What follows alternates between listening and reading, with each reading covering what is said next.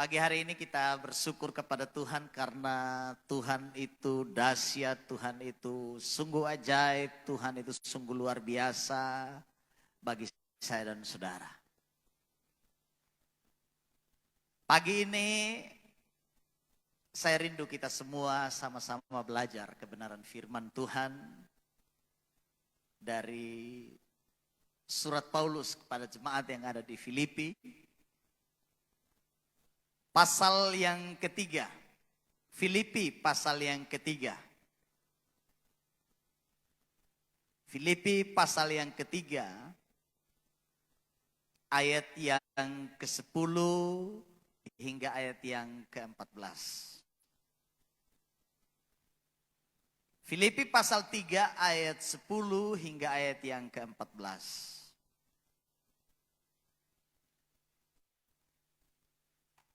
Kita akan sama-sama membaca firman Tuhan ini. Saya baca ayat 10, kita bergantian hingga ayat 14. Yang ku kehendaki ialah mengenal Dia dan kuasa kebangkitannya dan persekutuan dalam penderitaannya, di mana aku menjadi serupa dengan Dia dalam kematiannya.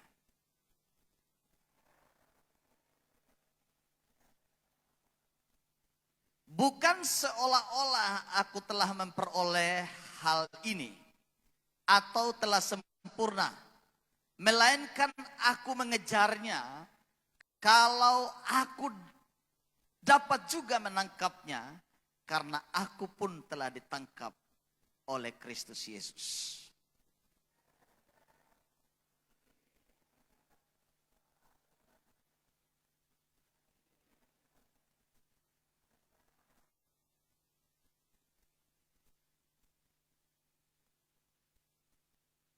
Dan berlari-lari kepada tujuan untuk memperoleh hadiah, yaitu panggilan surgawi dari Allah dalam Kristus Yesus.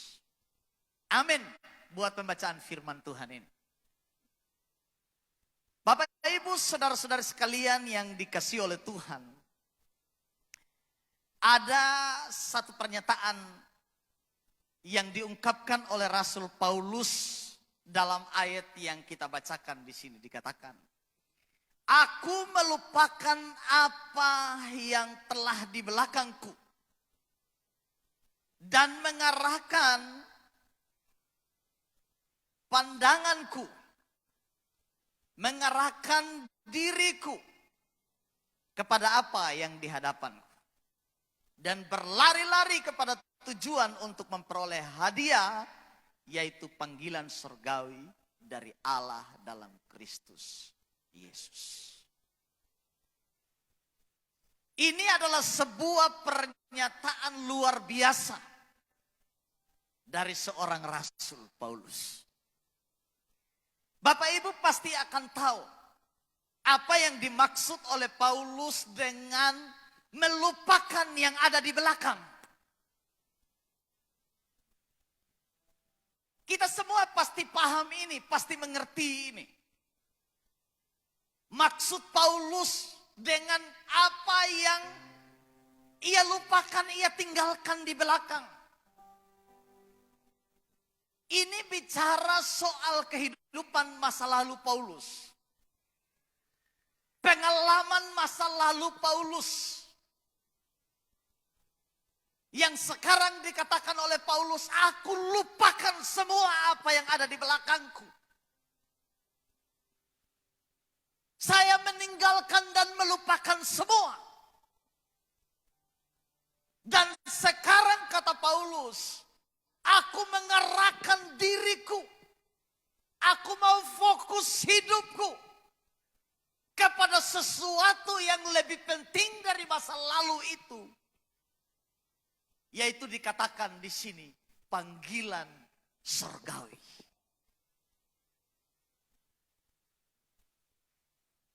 Paulus katakan ia sedang fokus kepada satu tujuan, yaitu panggilan surgawi.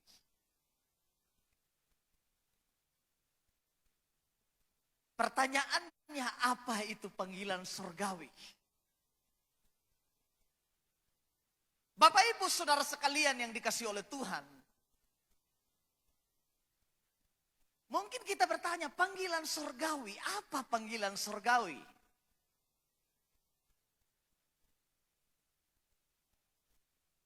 Istilah panggilan surgawi, sebenarnya ini ada hubungan dengan bagaimana Tuhan telah memanggil saya dan saudara dari kehidupan kita yang lama, masuk ke dalam kehidupan yang baru bersama dengan Kristus di sorga.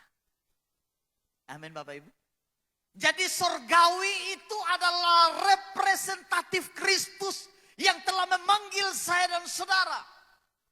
Kalau Paulus menggunakannya, Kristus telah menangkap saya. Kristus telah menangkap saya. Bapak Ibu sekalian, jadi istilah panggilan surgawi itu seperti bagaimana saya dan saudara dipanggil dari kehidupan yang lama kepada sebuah kehidupan yang baru. Dan caranya itu luar biasa. Caranya itu luar biasa. Paulus katakan, Kristus telah menangkap aku. Saya belajar Bapak Ibu tentang istilah menangkap di sini. Ternyata memiliki makna yang luas. Kata menangkap di sini bukan hanya sekedar dapat kamu. Bukan. Tapi kata menangkap di sini ibarat seseorang sedang menjadi buronan kejahatan. Buronan dari kejahatan. Dan ketika ia datang, ia berlari, ia berjalan di dalam kehidupan itu. Tiba-tiba ia bertemu dengan seseorang yang lebih berkuasa dari dirinya. Dan ia ditangkap. Ia ditangkap. Saya renungkan Bapak Ibu sekalian. Ternyata kalau mau jujur, saya dan saudara ini adalah buronan-buronan dari dosa, dari kejahatan. Betul tidak Bapak Ibu? Coba lihat tetangga di sebelah kiri kanan. Muka buronan atau tidak? Orang buronan atau tidak? Bukan. Bukan ya? Dan ketika saya dan saudara jadi buronan itu, di situ Tuhan tangkap. Dapat kamu. Dia tangkap kita bukan untuk mencelakakan dan memenjarakan kita. Amin. Amin Bapak Ibu. Dia tangkap saya dan saudara untuk mengubah hidup kita. Untuk memulihkan kita. Jadi istilah menangkap yang digunakan oleh Paulus di sini dikatakan seperti Kristus telah menangkap aku. Sebab kalau Kristus tidak menangkap Paulus, hidupnya akan liar. Hidupnya terus-menerus di dalam dosa. Tapi sekarang setelah ia ditangkap oleh Kristus, sekarang ia ada dalam tangan Kristus. Ia ada di dalam genggaman Kristus. Nah inilah yang Paulus perjuangkan. Dia berkata, saya melupakan apa yang ada di belakang saya. Saya mengarahkan panggilan saya, diri saya kepada panggilan surgawi. Di mana bagaimana saya mempertahankan hidup di dalam tangan Kristus yang telah menangkap saya itu. Sebab kadang-kadang kalau kita mau jujur Bapak Ibu sekalian, kita ini sudah di tangan Tuhan. Amin. Kita sudah ditangkap Tuhan dan kita ini ada dalam tangan Tuhan. Tapi kadang-kadang kita berontak keluar dari tangan itu. Kita mau keluar dari tangan kasih karunia yang telah menangkap saya dan saudara. Kita mau keluar dari tangan kemurahan, tangan yang kuat, tangan berkat, tangan kasih, tangan keselamatan yang telah menangkap dan memegang saya dan saudara. Inilah yang harus dipertahankan. Supaya jangan sampai kita keluar dari tangan yang telah menangkap saya dan saudara itu. Makanya Paulus bilang begini, aku melupakan apa yang ada di belakangku dan mengerahkan diri kepada apa yang di hadapanku dan berlari-lari kepada tujuan, yaitu panggilan surgawi. Ketika saya dan saudara ditangkap oleh Kristus, kita ada di dalam panggilan surgawi. Kita ada di dalam panggilan surgawi. Kita hidup dalam panggilan surga. Pertanyaannya, apakah saya dan saudara sudah benar-benar hidup dalam panggilan surgawi itu atau belum? Memang Paulus akui, saya belum sempurna, kata Paulus. Tapi aku berusaha untuk terus-menerus fokus kepada panggilan surgawi, supaya benar-benar aku hidup di dalam panggilan itu. Panggilan surgawi itu bukan hanya soal panggilan pelayanan dan saya dan saudara berkhotbah, pimpin pujian, singers, main musik. Bukan. Dimanapun saya dan saudara berada, kita hidup dalam panggilan surgawi. Amin Bapak Ibu. Amin. Dimanapun kita berada, di gereja, di kantor, di dunia kerja kita, di sekolah, dimanapun, di sana panggilan surgawi dari hidup saya dan saudara. Itu yang harus menjadi fokus kita. Supaya benar-benar kita memahami apa yang telah dilakukan oleh Tuhan bagi saya dan saudara. Kita harus hidup dalam panggilan surgawi itu. Mungkin kita bertanya, bagaimana caranya ini? Supaya kita benar-benar memahami panggilan surgawi itu. Menerapkan panggilan surgawi itu. Memang di sini panggilan surgawi ada makna lain lagi. Panggilan surgawi ini berbicara juga soal kehidupan setelah mati. Jadi panggilan surgawi ini sebenarnya memiliki makna, dua makna. Yang pertama, kehidupan yang kita jalani ini bersama dengan Tuhan sekarang ini. Yang kita harus hidupi. Dan panggilan surgawi yang kedua bicara soal kehidupan sesudah kita mati. Kan kita belum mati. Betul tidak Bapak Ibu? Jadi kita harus menjalankan panggilan surgawi yang Tuhan emankan dalam hidup saya dan saudara sekarang. Paulus bicara kehidupan atau panggilan surgawi, bicara salah satunya adalah tentang kebangkitan dari antara orang mati. Ia berharap ini akan terjadi dalam hidupnya. Nanti kalau sampai ia mati, ia berharap ia akan menjadi orang pertama yang bangkit menyambut Tuhan. Bertemu dengan Tuhan. Ia adalah bagian dari orang-orang kudus yang akan bangkit dan bertemu dengan Tuhan. Tapi panggilan surgawi sebelum ia meninggalkan dunia ini, ia harus hidup, melayani, menghasilkan buah, dan melakukan sesuatu bagi kemuliaan Tuhan. Itu sebabnya ayat 10 Paulus katakan begini, yang ku kehendaki ialah mengenal Dia.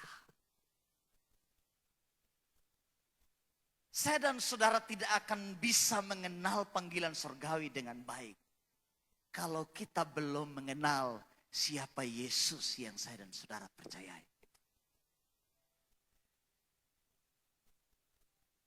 Apakah kita sudah kenal Tuhan Yesus semua?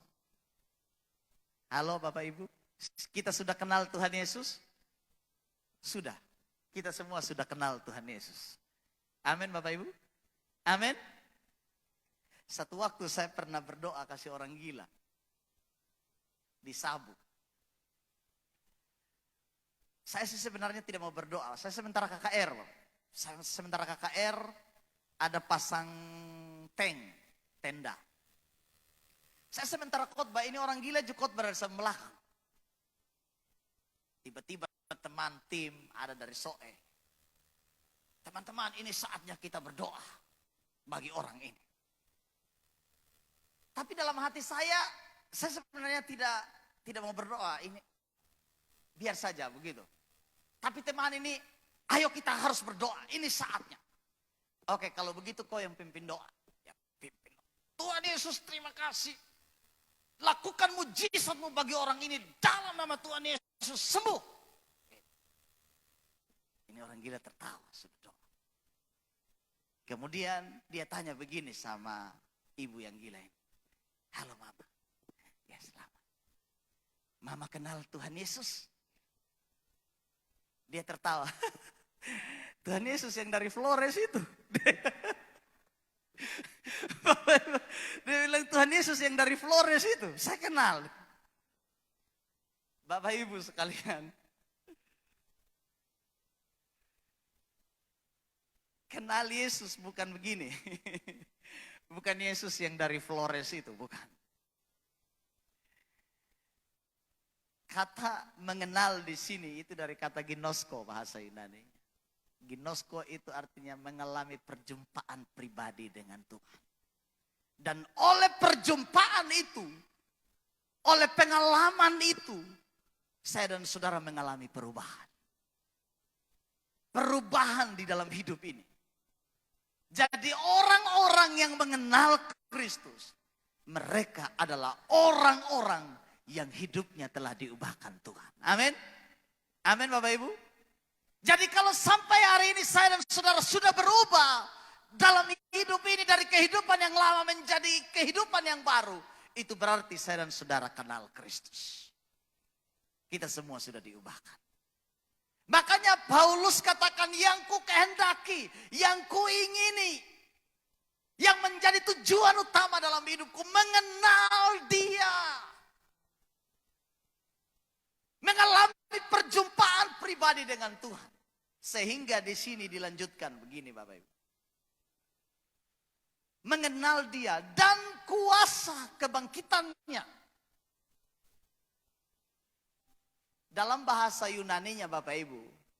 Kalau dalam konstruksi kalimatnya begini. Yang ku kehendaki ialah mengenal Dia. Titik 2. Kira-kira seperti itu. Yang pertama, mengenal kuasa kebangkitannya. Mengenal kuasa kebangkitannya. Sebenarnya Paulus bicara soal panggilan surgawi di sini. Bagaimana saya dan saudara mengenal dan mengalami kuasa kebangkitan. Pertanyaannya, mengalami kuasa kebangkitan itu apa maksudnya? Kuasa kebangkitan itu adalah kuasa yang memberi hidup. Amin. Sekali lagi, kuasa kebangkitan itu adalah kuasa yang memberi hidup. Yang membuat yang mati itu bangkit kembali. Kuasa yang mendatangkan kehidupan. Sebagaimana Yesus bangkit dari kematian. Menjadi pribadi yang hidup. Kuasa itu harusnya menjadi kuasa yang juga bekerja dalam hidup saya dan saudara. Jadi orang-orang yang mengalami dan mengenal kuasa kebangkitan adalah orang-orang yang hidupnya telah dibangkitkan Tuhan. Dari kematian rohani menuju kepada kehidupan. Dari sebuah kehidupan yang lalu yang rusak, sekarang menjadi kehidupan yang lebih baik. Orang-orang itu mengalami kuasa kebangkitan. Ia sekarang melihat hidup, melihat Kristus di dalam hidupnya. Itulah orang-orang yang mengalami kuasa kebangkitan. Dia mengalami hidup baru dalam Kristus. Amin Bapak Ibu. Amin. Makanya Paulus bilang begini. Yang lama sudah berlalu, sesungguhnya yang baru sudah datang. Ini bicara soal bagaimana kuasa kebangkitan Kristus mengubah saya dan saudara. Bapak Ibu sekalian, kemudian yang berikut dikatakan begini. Supaya aku juga mengalami persekutuan di dalam penderitaannya. Orang-orang yang mengenal Kristus, mereka itu adalah orang-orang yang masuk dalam persekutuan dengan penderitaan Kristus. Bapak Ibu, Kristus menderita karena apa? Saya mau tanya, Kristus menderita karena apa? Karena dosa. Kristus itu menderita karena menanggung dosa saya dan saudara. Jadi penderitaan yang sesungguhnya yang dimaksud di sini adalah penderitaan ketika saya dan saudara atau ketika Kristus menahan dan menanggung semua dosa kita. Jadi yang dimaksud dengan penderitaan Kristus di sini, penderitaan karena dosa. Menahan dan menanggung dosa kita. Dengar Bapak Ibu. Penderitaan yang paling menderita bagi saya dan saudara, orang-orang Kristen adalah ketika kita menahan diri untuk tidak melakukan dosa. Ini penderitaan. Ini penderitaan yang sesungguhnya. Kalau orang hanya dihina, disindir, dilempari batu karena melayani Tuhan, mengiring Tuhan, itu sudah biasa. Tapi penderitaan yang satu ini adalah penderitaan yang luar biasa. Menahan diri untuk tidak berbuat dosa.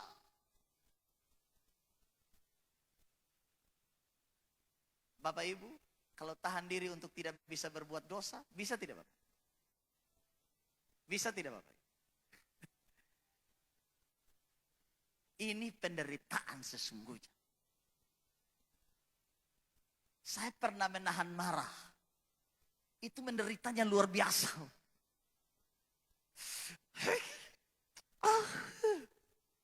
Itu sampai telinga merah, mata merah, rambut berdiri. Saking kita menahan diri untuk.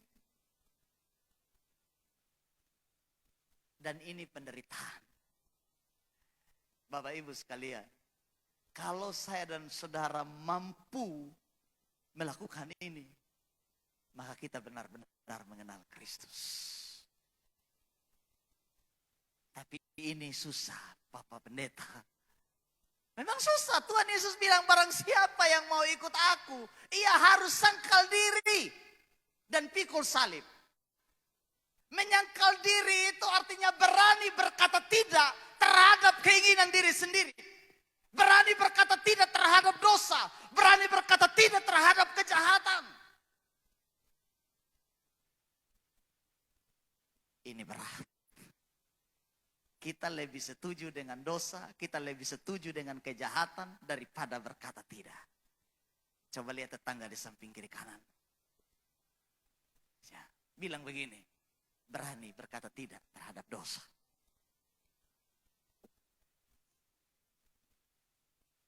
Ini orang-orang yang mengenal Kristus. Yang memahami panggilan surgawi dalam hidupnya. Ini orang-orang yang ditangkap oleh Kristus. Kemudian yang berikut, Rasul Paulus bilang begini.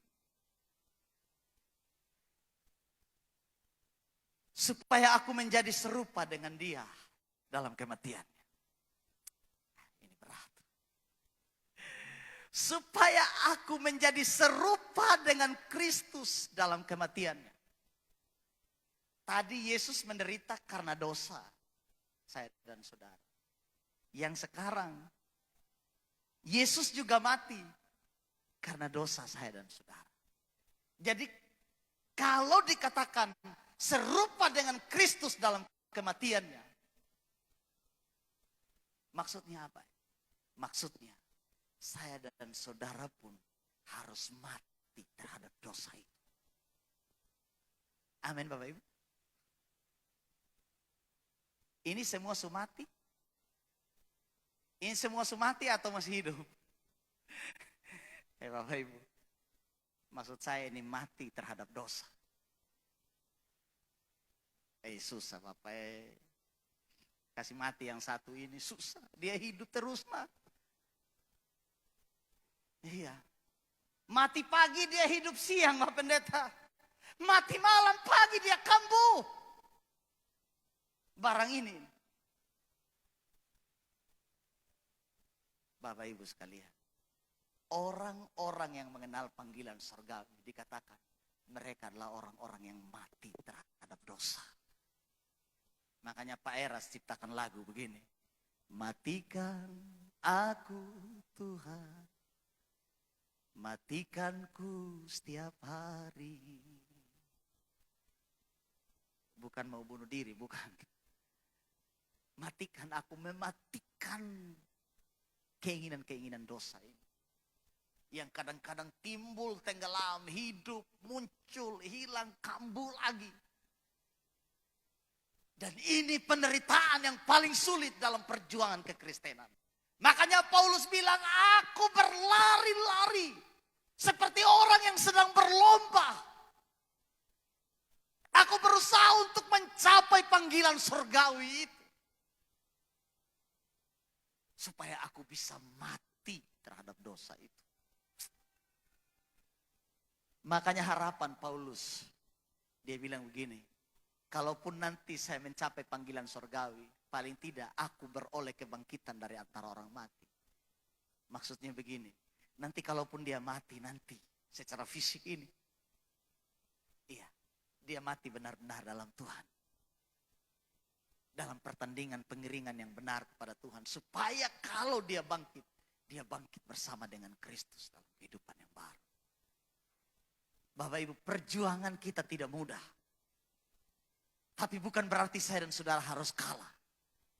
Amin. Perjuangan kita sulit, tapi tidak berarti kita harus menyerah. Makanya Paulus bilang, bukanlah seolah-olah aku telah menangkapnya dan aku sempurna, bukan. Tapi aku berusaha. Bukan dengan kekuatannya, tapi dengan kekuatan Tuhan. Saya dan saudara bukan malaikat. Kita bukan malaikat. Betul tidak Bapak Ibu? Kalau bicara dosa, kita ini berdosa setiap hari. Bangun tidur, kita sudah berdosa. Sebelum tidur, saya masih berdosa. Bahkan sementara tidur pun kita mimpi masih bisa berdosa. Betul tidak Bapak Ibu? Bahkan ada orang yang sampai tidur marah masih mengigo. Masih mengigo. Dia mengigo marah yang tadi siang mengigo. Tapi saya percaya di sini tidak ada. Amin. Di sini tidak ada. Tidak ada yang mengaku. Itu kehidupan realita kita Bapak Ibu sekalian. Makanya Paulus sebut itu perjuangan. Bukan seolah-olah aku sudah sempurna kata Paulus. Tapi aku berusaha. Tapi kita juga tidak bisa membela diri dan berkata, mau bilang apa lagi begini saya. Saya sudah berusaha semampu saya tapi saya tidak bisa ya saya menyerah. Bukan begitu Bapak Ibu. Kekristenan itu bukan kekristenan yang menyerah. Memang kita kekristenan itu ada istilah berserah, tapi bukan menyerah. Berserah dengan menyerah itu beda. Kita berserah di dalam tangan Tuhan yang kuat. Dan kita tidak boleh menyerah dengan tantangan dan persoalan hidup ini. Bapak Ibu sekalian yang dikasih oleh Tuhan, Paulus ingatkan ini. Dia berkata, aku melupakan apa yang di belakangku dan mengarahkan diri kepada apa yang ada di depan. Berlari-lari kepada tujuan untuk memperoleh hadiah, yaitu panggilan surgawi dari Allah. Kata hadiah di situ Bapak Ibu sekalian, itu ibaratnya seperti reward, pembalasan tentang apa yang kau lakukan, apa yang telah kita buat. Paulus gambarkan ini, dia seorang pelari, dia berlari, dia sampai kepada garis finish dan dia terima hadiah dari penyelenggara lomba lari itu. Ini gambaran dari kehidupan kekristenan yang harus terus berlari. Berlari, berlari. Dengan satu tujuan, dengan fokusnya kepada Kristus. Sang pemberi hadiah itu. Bapak Ibu pernah nonton pelari maraton sambil berlari? Tiba-tiba dia izin. Sabar, saya mau ke toilet. Ada yang begitu, Bapak? Ada, tidak ada pelari yang begitu. Lagi lari kencang, tiba-tiba dia potong mau ke kamar kecil atau apa. Tidak ada. Dia fokus kepada garis. Bapak Ibu sekalian, fokus hidup saya dan saudara harus kepada Kristus. Pada panggilan surgawi itu. Kalau kita kehilangan fokus dalam hidup ini, maka semuanya akan kabur. Kalau saya dan saudara kehilangan fokus, semuanya akan kabur. Jangan terlalu berfokus kepada dunia ini, Bapak Ibu. Kalau fokus saya dan saudara kepada dunia ini berlebihan, Bapak Ibu lihat. Sorga kabur bagi saya dan saudara. Saya kan suka-suka foto walaupun kamera HP saya tidak terlalu bagus. Ya. Tapi kalau saya foto, saya usahakan untuk tekan dengan baik supaya ia fokus kepada objek yang saya ambil. Dengan tujuan supaya gambar di depan saya jangan kabur. Harus fokus. Saya tahu kan di sini suka selfie semua, betul tidak? Tapi harus fokus Bapak Ibu. Tidak ada orang senang dengan gambar yang blur, dengan wajah gambar yang ini. Tidak, harus fokus. Kekristenan itu harus fokus. Kita harus fokus kepada Kristus, kepada panggilan surgawinya bagi saya dan saudara. Jangan menyimpang ke kanan dan ke kiri. Fokus aja pada Kristus. Kalau ini yang saya dan saudara lakukan, maka dapat dipastikan kita akan menyelesaikan pertandingan dengan baik sampai pada akhir. Amin. Harapan untuk bangkit dari antara orang mati sebagai orang yang pertama bangkit dari antara kematian, itu akan menjadi terwujud dalam hidup saya dan saudara. Karena itu hadiah surgawi yang Tuhan sediakan. Bagaimana saya dan saudara bertemu dengan Kristus pada akhirnya. Makanya ada nyanyian Pentakosta begini. Ada pertemuan di udara, pertemuan yang manis. Saya rindu bertemu di sana. Jauh di udara, nyanyian yang terdengar yang belum pernah didengar adalah kegirangan dan anak Allah yang pimpin kita pertemuan di udara. Bapak Ibu, pertemuan di udara. Kalau dia datang, saya dan saudara bangkit dari kematian, kita berjumpa dengan Yesus di udara. Ini yang menjadi kerinduan saya dan saudara. Harapan Paulus pun demikian. Ia bisa tinggal bersama dengan Kristus di sorga. Ini fokus saya dan saudara. Kita boleh bekerja, berusaha dalam dunia ini. Tapi ingatlah, berpikir juga tentang sorga. Amin Bapak Ibu. Karena fokus kita bukan hanya dunia ini, tapi sorga. Berjalan dan berlarilah dalam fokus hidup. Supaya engkau boleh tiba di garis finish yang telah ditentukan oleh Tuhan. Biar di tahun 2023 ini, kita terus berlari. Jangan pernah berhenti. Jangan menoleh ke kiri dan ke kanan. Tapi berlari pada tujuan, yaitu panggilan surgawi. Tidak usah ingat yang di belakang. Lupakan sudah semua. Karena kadang-kadang yang di belakang itu menghalangi perjalanan saya dan saudara untuk maju ke depan. Bukan berarti saya dan saudara tidak boleh belajar dari masa lalu. Boleh belajar dari masa lalu. Tapi kita tidak hidup untuk masa lalu. Amin. Kita hidup sekarang ini dan untuk masa yang akan datang. Makanya Paulus bilang, saya tinggalkan semua yang di belakang. Kalau saya ingat semua yang di belakang, kata Paulus, itu benar-benar luar biasa kejahatannya. Makanya kalau Bapak Ibu baca ayat-ayat sebelum ayat ini, Paulus bilang, aku menganggap semua di belakangku itu sampah. Aku menganggap sampah yang ada di belakang. Tapi sekarang, setelah aku mengenal Kristus, aku bertemu dengan perkara yang sangat mulia. Karena itu Bapak Ibu Saudara sekalian yang dikasih oleh Tuhan. Hari ini saya hanya ingatkan kita semua untuk kembali fokus kepada Kristus. Supaya hidup saya dan saudara berjalan seirama dengan panggilan kita. Dimanapun kita ada, kemanapun kita pergi, ingat panggilan surgawi itu ada bagi. Hadirkan panggilan itu di rumahmu, di tempat kerjamu, dimanapun saya dan saudara berada. Ada panggilan surgawi yang saya dan saudara hidupkan. Amin buat renungan firman Tuhan ini. Saya ajak pemain musik, worship leader, singers.